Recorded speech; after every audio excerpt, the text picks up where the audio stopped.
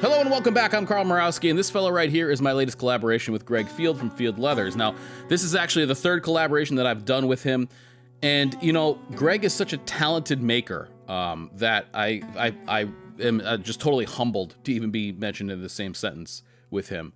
Everything he's done in this thing is just spectacular. We're gonna get into every single little detail because I think you really need to know what makes this jacket so special. Now, this jacket is named after my favorite town in Connecticut, Litchfield. And who better to show around Litchfield than my buddy Albert? So that's what we did.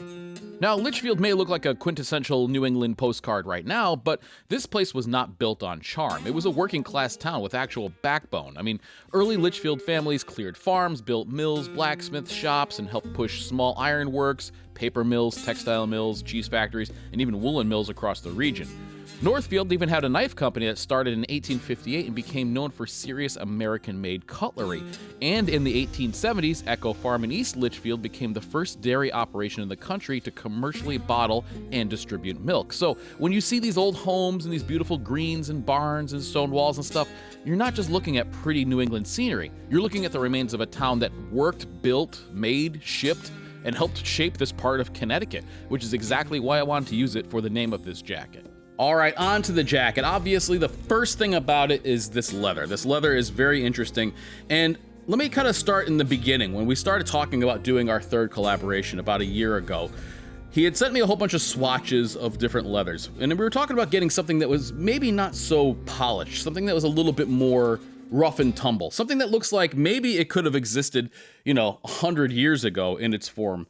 And so we picked one out that was kind of textured and rough, but it was also quite soft and in a lighter color. And the big thing about that was you see a lot of black jackets, dark brown jackets. I have a whole bunch with nickel hardware or brass hardware and, the brighter hardware paired with the darker leather. This flips that whole thing on its head. So the leather here is full grain cowhide. It is chrome tanned, and the hardware is all black. It's all dark. So it's kind of like the opposite of what you usually see. And I think it actually looks really, really cool. These zippers here, this is a two-way zipper, so it zips up from the bottom and from the top. This is a reproduction, I think it's Talon zipper. So the whole inspiration behind the jacket was these sort of 40s, 50s era workwear pieces, right? And back in the day, a lot of people would wear vests because it was part of the three-piece suit. So you see a lot of people from that era wearing their vests when they're working in mills or whatever it is. So small things like the cinch in the back, the pocketing, the way that it's all kind of laid out. It's not in a very fussy leather, a really fancy leather. It's something that is reminiscent of that time that you can throw on and go about your day without having to worry about tearing a $2,500 jacket, right? That's the whole point. And it looks better the more you beat it up. These pockets are something that Greg came up with. Actually, originally what I wanted to do was sort of the double RL Ralph Lauren semicircle pocket, but it ended up not looking quite right. So this here was a little bit of a compromise that Greg had come up with. And I love the way it's stitched on the outside. The inside is still lined, so it's soft, it's warm when you put your hands in there. The single chest pocket is a workwear staple on every jacket I think I've ever owned. This has been on there. That is also on a slight angle, which is kind of cool. So rather than just having it straight across like my pocket on my t-shirt here, again, just a little bit of something that's kind of different. The cuffs are very cool. They have this swooping pattern, and you've probably seen something similar to this on other workwear pieces. I'm really trying hard not to mention any names here. The first stop is one of my favorite stores, Meritt Clark's. Now, it's just on the outside of Litchfield.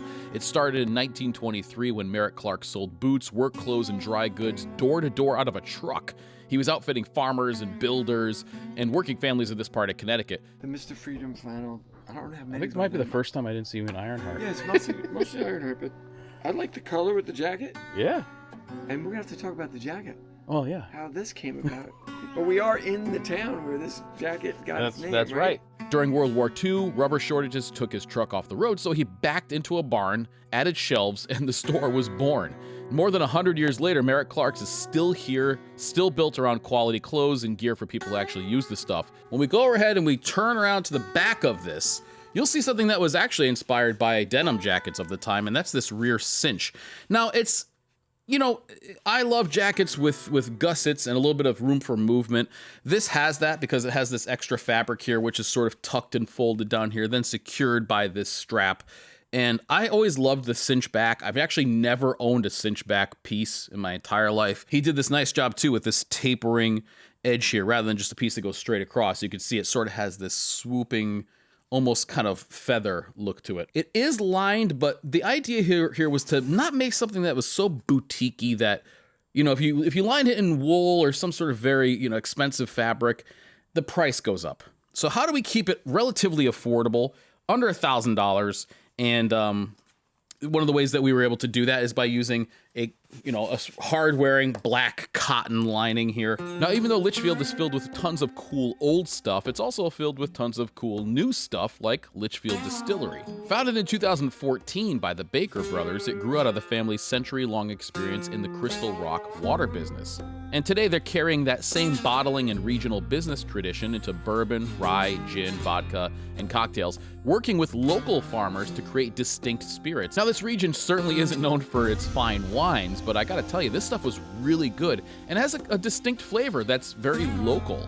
I ended up buying a few bottles myself, but it was really cool to see how everything is made, the stills, the fermentation process, and we got a tour to check the whole thing out. It was really a lot of fun. Oh, man. Yeah. There are no internal pockets on this. I do like interior pockets, but again, keeping with the simplicity idea. And taking this one off reveals the other cool thing about this jacket. And I want to just point out one thing. The way that Greg has made these two, the vest that's underneath and the jacket, is that they can be worn in conjunction with one another and you wouldn't notice. So you can see that the hem of the vest, or the waistcoat, whatever you want to call it, is actually slightly behind the hem of the jacket. So if you were to wear them both together, which you certainly could, you wouldn't see the vest. It wouldn't stick out. So let's go ahead and take this jacket off of here and take a look at the vest, because the vest has a few little cool elements of its own. A carryover from the jacket is the pockets, again with that gentle arc, and same type of pull here. This is a single pull on the vest, but it is still that same really cool looking reproduction talon. Has the same chain pull on the chest pocket here, but this chest pocket is almost like, it looks like a patch pocket, but it's not. A patch pocket is sewn on the outside of the fabric. This does actually go inside of the fabric. I think it's referred to as a welt pocket, but the stitch detail is on the outside. So it's just something to add a little bit of interest. Officially document that it is snowing. Yeah, that April 20th? In late April. It was 85 the other day. That's nasty, but we're still gonna have ice cream. Oh yeah, Arethusa. Sunday to 6. Oh, you're in the... I am very hesitant to say that these are workwear. Value is really what you're looking at for workwear. It's something that prioritizes mobility, protection, and durability above all else. These are inspired by workwear, and there's definitely that look to them, but they are not true blue workwear. On the back of this, there is no cinch. It's completely bare. So we originally were thinking, oh, should we do a cinch on the back of the vest, as you would normally see on a vest? But again, trying to wear that in conjunction with any jacket, whether it's this jacket or another, it would get in the way. And I don't want to put something on the back of a vest that might ruin the lining of a jacket that you may have. I am honored again to work with Greg Field on one of these pieces, because he is among the best of the best out there. There aren't many more like him. And I think that is kind of the way I want to finish this video here. Is it's important to support small makers. It's something that I've tried to do ever since I started this channel. And a lot of the ways that I can do that is through collaborations. A lot of times these guys and girls, they're making stuff to the best of their ability and learning how to improve their skills. They're not putting a lot of money towards marketing. So even if you don't buy this collaboration, I encourage you to go to his website and look at the other jackets that he has there.